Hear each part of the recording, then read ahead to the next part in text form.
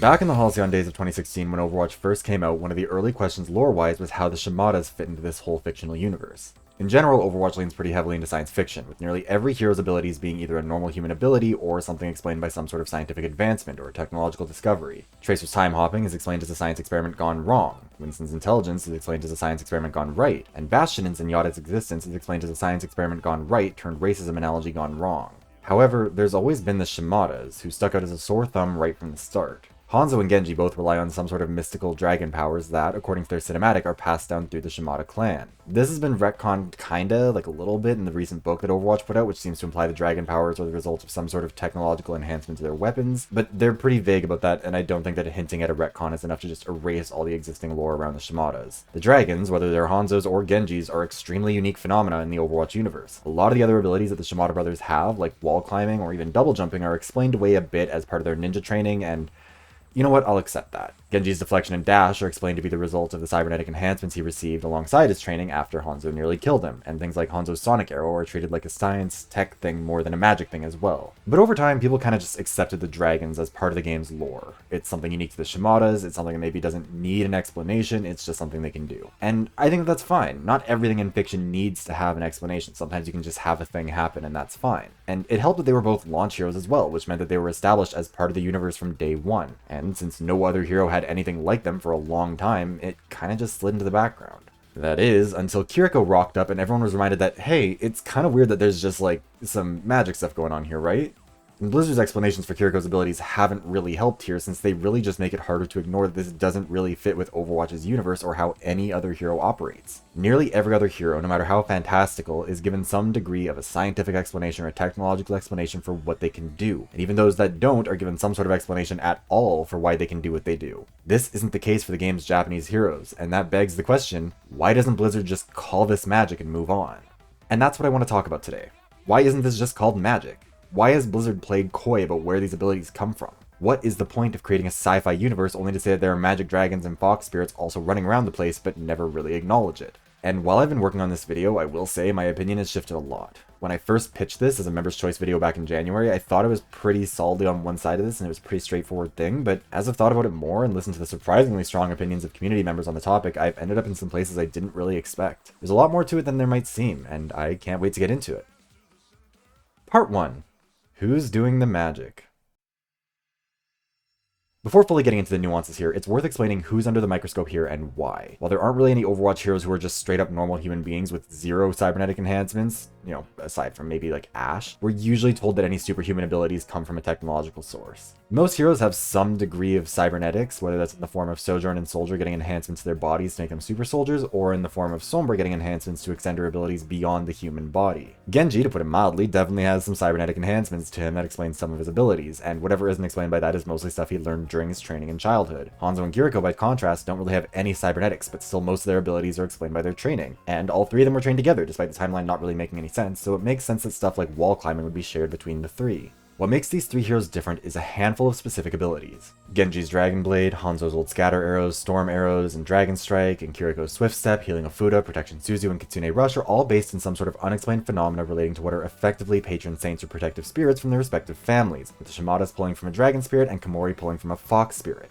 Now, I know Scatter Arrow is no longer part of the game, but it is still canonically something Hanzo can do. It's just not something he can do in-game, so we're counting it here. Each of those abilities is based in some sort of power derived from those spirits in a way that no other hero in the game really has. Everyone else derives their abilities from something that is explained to be either human or technological in nature. Like Reaver and Symmetra use hard-light constructs for all of their abilities, while heroes like Reaper and Moira are said to get a lot of their abilities as a result of scientific experimentation, allowing their cells to constantly regenerate in unstable yet controllable ways. If you're like a lot of people who are kind of on the fence about why this is any different from other heroes having fantastical abilities, I think the easiest way to wrap your head around it is to consider how Overwatch handles the concept of teleportation. There are a bunch of heroes who can either teleport by themselves or even teleport other people. Sombra has translocation, Reaper has shadow step, Symmetra has her teleportation portal, Tracer has recall, Kiriko has swift step. For Sombra, it's explained as a part of her cybernetic enhancements, that she can effectively digitize herself and then send herself as an email to her translocator beacon's location. For Reaper, it's part of his genetic instability as a part of the experiments Moira performed on him that left his cells in a constant cycle of destruction and rebirth that allows him to effectively disassemble and reassemble on command.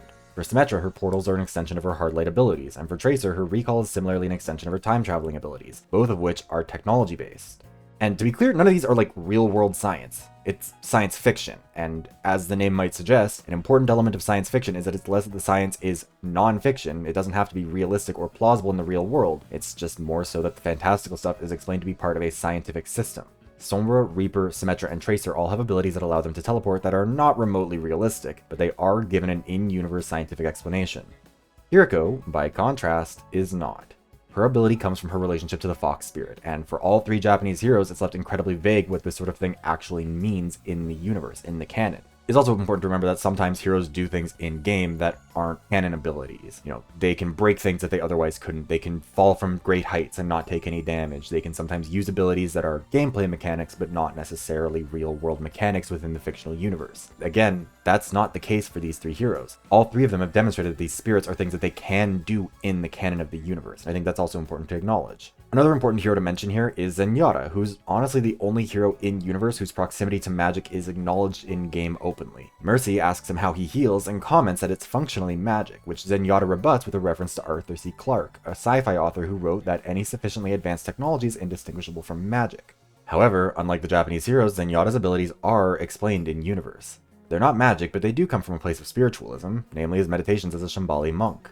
That being said, it's not entirely spiritualism either. It's a blend of spiritualism and technology because Zen's abilities are something that theoretically any Omnic should be able to awaken if they receive sentience from Aurora's sacrifice, but which are only unlocked through a lot of meditation and practice. Humans can't do this, meaning that you can't get a human who could do transcendence or whatever else. Thus, while it's spiritual and theoretically seems like it should fall under the why isn't this magic question, it sidesteps that by being magic fundamentally tied to technology. Zenyatta can only do this because of the technology that built the Omnics, and while it's not technology that anyone, including the Omnics, understand well enough to fully explain or replicate, it is still fundamentally based in technology. Again, the Clarke quote is crucial here. Zenyatta's abilities look like magic, but only because they're just such advanced technology that they appear magical. Healing in general in Overwatch tends to fall under this heading as well. Mercy's healing beam, Lucio's healing music, Baptiste's healing grenades, Ana's healing bullets, Lifeweaver's healing flowers, Zenyatta's healing orbs, Moira's healing piss, and all the rest of them are pretty unscientific by our own understanding of science. Being able to heal someone by playing music near them or by pointing a fancy stick at them is effectively technology so advanced it's indistinguishable from magic in terms of function. Mercy's healing staff might as well be a magic wand. However, crucially, these aren't just things that exist in function. These aren't just things where like the ability exists without any sort of an explanation. All of the healing abilities in Overwatch, setting aside Kiriko's healing of Fuda, are said to have a scientific technological basis. Lifeweaver, Brigitte, Mercy, and Moira are all scientists and engineers who developed healing systems for themselves, while Ana, Baptiste, and Lucio got their healing capabilities from hardware built by Torbjorn, some unknown engineer, and Lucio's father, respectively. Iliadi and Zenyatta both had to learn how to harness a healing ability that was locked within them, but which is based in science for both. We've already discussed Zen, but Iliadi gets her abilities through solar threading technology that allows her to harness the power of the sun. Kiriko is fundamentally different because her healing is explicitly non-technological. She's learned how to harness the fox spirit to heal people through her Afuda and her Suzu, and that's kinda it for her. So, when we're talking about magic, I hope it's clear why we're talking about these 3 heroes specifically and what makes them different. However, I think we also need to talk about the nature of magic as a tool of fictional world building in comparison to technology and why it matters in this context. Part 2. Magic versus technology in fiction. Now, the reason why this is complicated is because any fictional universe with magic faces a whole bunch of new problems. For example, most universes with magic don't just give it to literally everyone. There's usually magical people and non-magical people. The obvious example here is Harry Potter, but J.K. Rowling can't world build for shit, so she doesn't really explain how magic actually passes on. The best guess is that it's some sort of recessive gene, but even then there's no real explanation for how someone's genetics might influence their ability to say magic words, let alone things like what kind of wand they get, stuff like that. A better example of this is something like the Air Chronicles, where magical abilities are divided into 5 groups: wizards, warriors, sorcerers, seers, and enchanters, who derive their powers from a wearstone, or like a little diamond that's lodged behind their hearts from birth. The stone is heritable, and like produces like. 2 wizards will likely have a wizard baby, but they aren't likely to produce a warrior. A stone can be transplanted to change somebody's power, such as what happens to the protagonist of the first book who was born with wizard flesh but without a stone, so he had a warrior stone implanted in him instead to turn him into a warrior. Originally, bloodlines in the Air universe were more easy to follow, since people would tend to marry others with the same stone, which, if you know about those books, is a little bit incestuous, but it would allow them to track who was likely to produce what. However, after a bunch of the Were fled to the New World, the bloodlines got messier and more unpredictable, especially when it came to the warriors, because the warriors were being hunted so they could be used in tournaments by the wizards to see who had power, the Red Rose or the White Rose, and yes, it is that War of the Roses thing. It's complicated. They are very good books though. Highly recommend. It is complicated, but it does have a logic to it that makes it easy enough to establish magic as something that is inherent to some characters and fundamentally inaccessible to others, as well as explain why some can do some things but not everything. The reason this is important is because, regardless of how realistic it is, where you draw the line matters. In both Harry Potter and the Air Chronicles, you either can do magic or you can't. There's no way for a muggle to learn magic, and there's no way for a non-were to use a were ability, or for one type of were to use another were's abilities, unless they're, the weird science experiment with the wizard and the warrior. Science and magic both face unique challenges as fictional tools because they operate differently to often do similar things. Namely, to explain why something is possible that isn't possible in our real world with existing technologies or abilities. I would posit that technology serves as a positive fictional tool, while magic serves as a negative fictional tool. And to be clear, I don't mean that in terms of like good or bad, but in terms of how it's used to expand a fictional universe. Technology is a positive fictional tool because deploying it just requires explaining why it goes beyond what we currently understand. There isn't a requirement to necessarily explain why the technology stops at a certain point, because technology is something that we all fundamentally understand as having limits. Something like Halo takes place in the 26th century and people have faster than light travel, but still use gunpowder weapons and drive in vehicles that pretty closely resemble our own. It's not hard to wrap your head around the idea that some technology advanced much faster than other tech, and you can use tech to expand outwards. Magic is the opposite, because at a fundamental level, magic means literally anything is possible until you place restrictions on it. If your fictional universe has magic, you need to explain the limitations of magic within that universe so people can understand what it actually does, and more importantly, what it doesn't do. This is what I mean by a negative fictional tool, because you can't really be additive like with technology. Instead, you're being subtractive and removing elements of magic to make it fit with your universe. Otherwise, there's no stakes, because magic just doesn't have any inherent limits as a concept the way technology does, even if we're just talking about it in terms of how we think about it. To put it another way, if I say that my universe is a sci-fi universe, I need to tell you what new technologies exist, what I'm adding to that universe. If I say that my universe is a magical universe, if it's a fantasy universe, I need to tell you what my universe's unique limitations on magic are. We start from magic being able to do anything, and then pull it back to what it actually can do, or what I want it to be able to do. The assumption with magic is that anything can be done until it is explicitly excluded from this universe's concept of magic, whereas technology is the opposite. If the author doesn't explicitly establish a piece of technology, then the technology cannot be assumed to exist. Now, to be clear, neither of these is bad, nor are they mutually exclusive. Plenty of stories are science fantasy stories where magic and technology are being blended in some way, especially in terms of using technology to harness some sort of magical ability or using some sort of magic to operate a piece of technology. Something like RWBY is a good example of this, where different characters might rely on a specific tool or weapon to enable their semblance, while others might have a weapon that only works the way it does because of the wielder's unique semblance. League of Legends is another fictional universe where technology and magic coexist, and using both like this can be a good way to help distinguish characters from one another by allowing similar concepts to be depicted in both a magical and technological way. You might have two ranged characters, but one might use a magical weapon while another might use a mechanical weapon like a gun. When it comes to Overwatch, the technology is part of the equation regardless. Just too much world building is built on the sci-fi explanations for different heroes and events, and you can't just erase all that and call it magic without actually dismantling the whole universe and starting over. As a result, the question here isn't whether or not we have the sci-fi stuff. The question here is whether or not we want to add magic to the sci-fi stuff, which creates new challenges. The Japanese heroes aren't explicitly scientific, but they aren't explicitly magical yet. You could, if you were willing to, work a bit for it, come up with a scientific explanation for what they can do, even if it was a bit contrived. And right now, it seems that Blizzard is sort of headed in that direction based on the quotes in their book. And to some extent, this makes sense. If you make it a science thing, you make it easier to avoid the challenges that come with magic and just incorporate it into part of your sci-fi universe. Having magic and science coexisting as fictional tools means a lot of juggling has to be done to make sure that neither is clearly better than the other, especially in a scenario like Overwatch where magic isn't something everyone can access clearly. It's not like the other heroes aren't aware, or the other characters in the universe aren't aware of what these people can do. Genji was part of the global peacekeepers, basically. People know what he can do. You have to use your positive fictional tool and your negative fictional tool to create balance between the science and the magic, or else you end up in a scenario where a handful of people are just objectively too strong in universe. If Blizzard explicitly described Hanzo, Genji, and Kiriko as magical, they would have to also explain the limitations on their magic and on magic in general, as well as how this impacts the wider world. After all, technology is already a massive plot point with the Omnics, and just in general, so how does the existence of magic influence that? How do we square that with what we already know? It wouldn't be easy to answer those questions, and I can imagine it's genuinely a big part of why Blizzard has been reluctant to call this stuff magic. And yet, as the title might suggest, I actually do have an opinion on this. I'm not just being neutral here, and I think it's about time I actually make my argument. Part 3. Just say magic exists in Overwatch. Magic complicates a fictional universe, but that is not a bad thing in and of itself. I think when it comes to Overwatch, there are actually a few key advantages to incorporating magic into the narrative, and we'll start out with the most utilitarian arguments and work our way out from there. First, Overwatch has a lot of heroes already, and it is becoming increasingly difficult to make characters distinct. The most obvious example of this is, in my opinion, Lifeweaver, whose kit breaks a lot of the design rules established by the game prior to rely more heavily on using pink to communicate that something is Lifeweaver's rather than using pre-established colors for certain mechanics, concepts, and types of heroes. See the video I did about Overwatch's character design to learn more about that.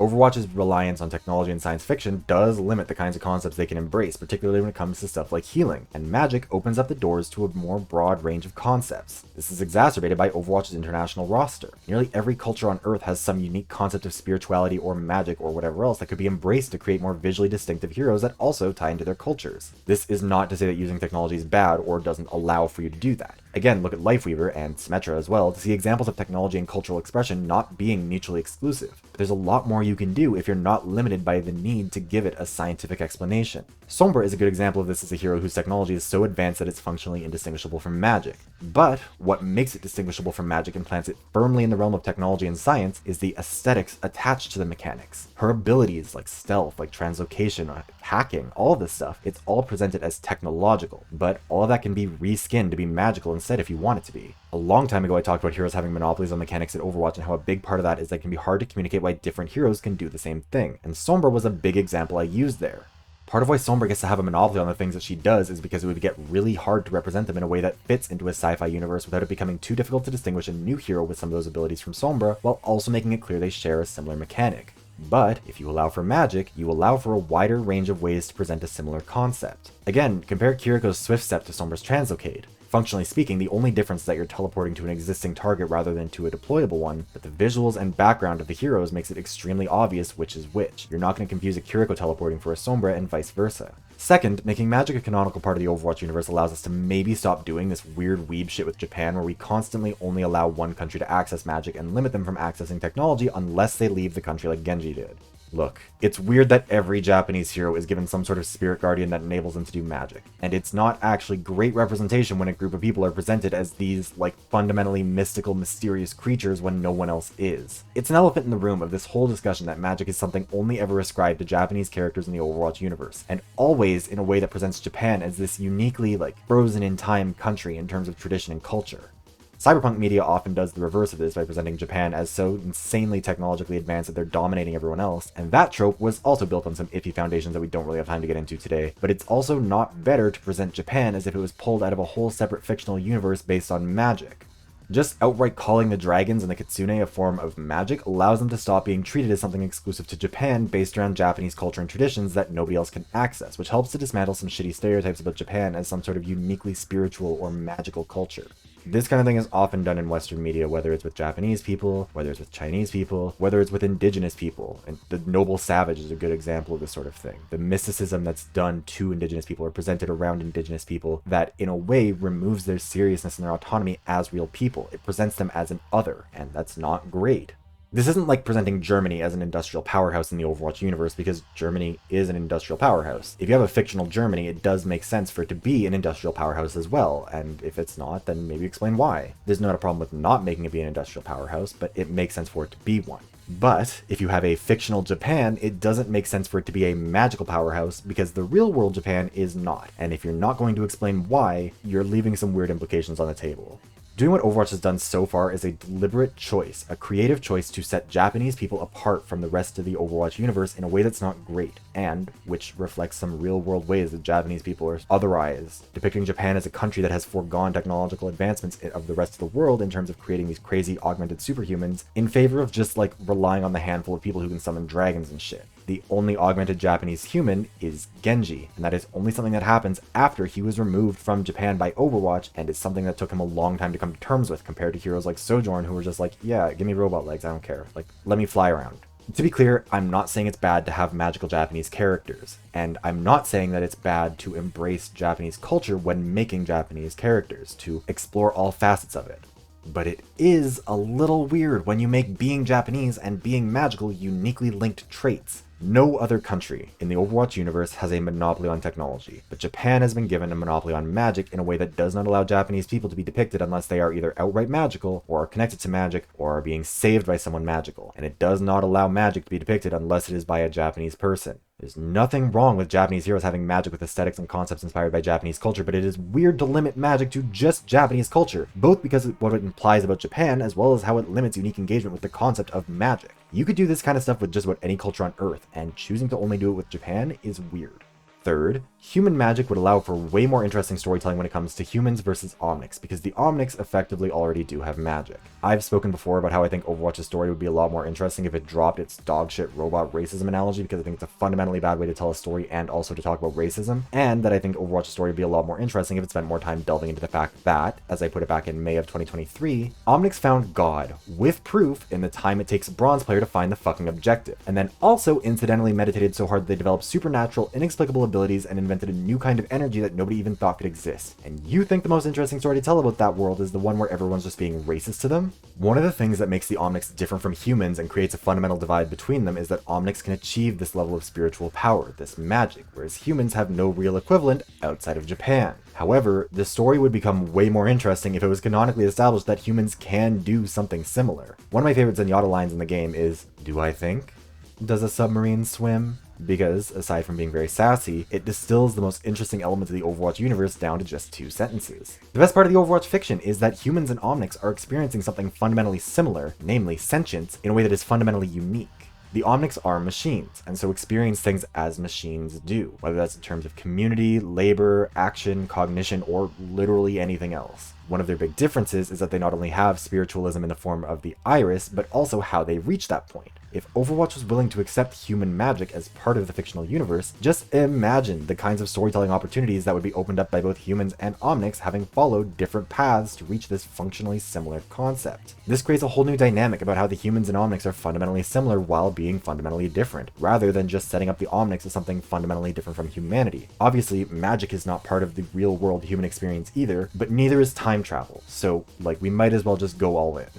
Fourth, I know I said earlier that Zenyatta doesn't really count as magic, but part of why that has to be the case is because the Overwatch universe currently doesn't allow you to be magical unless you're from Japan, so his abilities have to be firmly planted in technology, even if it's a bit more of a roundabout way to get there than normal. However, if we accept magic as part of this universe, we could instead begin exploring the Omnics as something more than just nuts and bolts, and really get into what it means for machines to have consciousness in this world, as well as sentience and spirituality. The refusal to engage with magic as a concept severely limits how Overwatch can engage with its Omnics when they're set up to be spiritual creatures, and embracing magic as part of the Overwatch universe allows there to be more of an exploration of what it means to be for the Omnics that isn't hampered by having to tie it back to some sort of science.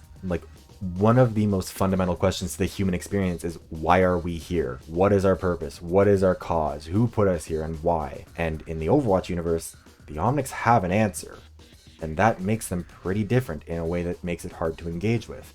I'm not saying we have to give humans a literal god in the Overwatch universe. I'm not saying we have to do that. But I am saying that when we say that only Omnics can access this sort of extended ability in this way, it creates a divide that just isn't great. I genuinely think the spirituality of the Omnics and the spiritualism that they present is the most fascinating element of the lore in terms of what it says about the Overwatch universe as a whole, but as long as magic can't be on the narrative table, it's always going to be a bit restricted. Lastly, the reality is that magic already exists in Overwatch. There is no way to explain Hanzo, Kiriko, or Genji's abilities as of right now without acknowledging they're doing at least a little bit of magic. As much as Blizzard might be trying to sort of steer in the direction of making it sci-fi, it's clearly a retcon and I don't think it's going to work. Instead of having to perpetually run from this problem, Blizzard should just say, yes, this is magic. Magic exists in Overwatch. Here is what that looks like. Otherwise, they will be perpetually having to run themselves in circles trying to explain why the obviously magical shit is not magical, which satisfies no one and limits their options for future hero designs. An obvious example of this being a limiting factor is, again, Lifeweaver, who was initially conceived as more of a druid sort of healer thing. However, you can't really do a non-magical druid in that sort of way, so the concept had to change. And I love Lifeweaver's whole design. I think they landed on something that works really, really well. Do not take this as me saying that the tech route doesn't work. It's saying that the magic route could also work. It's hard to not regret that we can't really get that druid-style character in Overwatch because we saw the concept art. It was cool as hell, but it would require us to get too close to magic for a universe that ostensibly isn't magic, even though we already have multiple magical heroes already. Earlier I said the question is about whether or not to incorporate magic into a sci-fi setting because the sci-fi component is already firmly established. But frankly, the magical component is also already firmly established. Genji and Hanzo have been in the game since day one, meaning that their magic has been too. Kiriko was the definitive launch hero for Overwatch 2, reaffirming from day one of Overwatch 2 that magic is part of the Overwatch universe. And it's not like Overwatch doesn't already have insanely unrealistic things. Again, the Omnics developed sentience because femme robot Jesus sacrificed herself on a mountain in Nepal. We have already crossed well into unrealism here. Plus, there's gay people, and we all know that that's both unrealistic and politics in gaming. There isn't really a choice between whether or not magic should be part of Overwatch.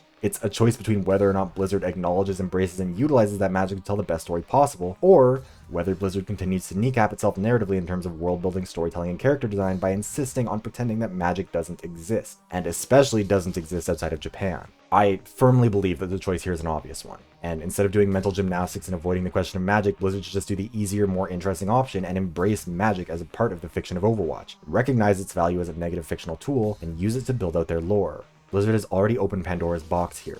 These characters are already out there, the magic is already in the game. It's just a question of whether or not Blizzard starts using the things that came out of the box to tell a better story, and I really, really wish they just would. Thank you for watching. Be sure to like, comment, and subscribe for more videos like this one. I'm working on a couple right now, and the next one should be the one going over the study I've been conducting this month in a week or two. After that, I'll be on my hater shit about Inescapable, No Rules, No Rescue, the worst game you've never played, and I promise you aren't going to want to miss that one. Also, this video was a member's choice video for March, selected from these 5 topics, and starting on April 1st, we'll be doing another one with these 5. I'm Not Toxic, I'm a Nerd, and the Liz Lemons of Overwatch, how video games distort people's perceptions of real-world resources, drag queens, VTubers, and jesters' privilege, how Overwatch is hostile to new players, and you stagnating in competitive isn't Blizzard's fault. A few of these topics are up for elimination in April if they don't perform well enough, so this might be your last chance to get some of them made. You can become a channel member for $5 a month by clicking the join button below, and your support is a huge part of why I'm able to keep making these videos. Thank you once again to all of my channel members. Mini Q, Olesp, Cage the Orc, Fish Toast, Alex Stone, Nemo the Survivor, Dextiny, Yoshi of the Wire, CatLover192, Sourdough, Luma Riley, Venus, Monkey12 Ninja, Cadence, Windex the Great, V, The Leathers, Marshalis, Jules Coolness, and Crimson Cyclo. Whether you're a channel member, a subscriber, or you just stop by to check out a video, thank you very much for watching, and I hope I'll see you around again soon.